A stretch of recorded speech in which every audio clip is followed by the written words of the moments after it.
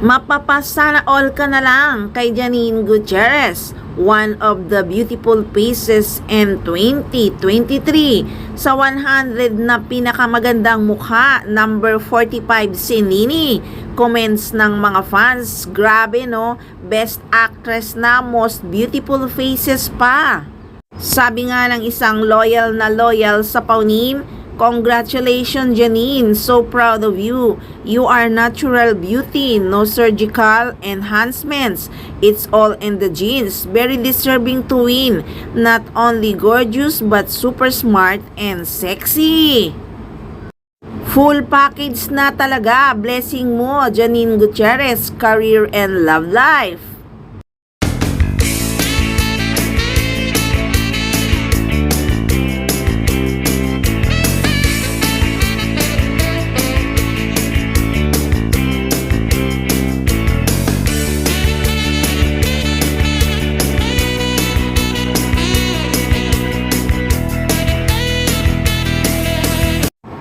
So yan ang updates ni Janine Gutierrez sa kasalukuyan guys. Punta naman tayo kay Paolo Abilino.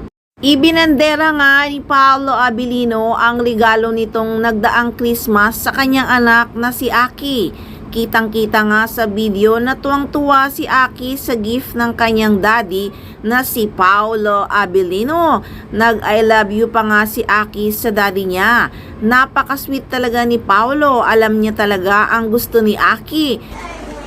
Maybe that the one with the Yes, pa. Thank Okay, you. check who that came from. Open it. Rip it. Rip. Thanks, Dad. Love you. Smile. Kaya naman curious tuloy ang mga fans. Ano kaya ang gift niya kay Janine Gutierrez?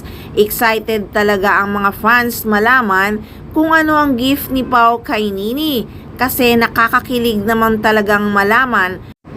Asa pa ba tayo? Ilang Christmas at birthday na ba ang dumaan? Hindi naman natin nakita ang mga gift ni Paolo Abilino kay Janine Gutierrez.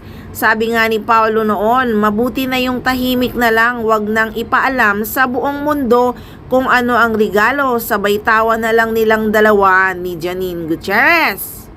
So guys, yan muna ang update ng Paunin. Huwag magsawang tumutok at marami pa tayong aabangan na nakakakilig na chika ni na Paolo at Janine. Kaya abang-abang lang, dito lang sa Maarteng Machika.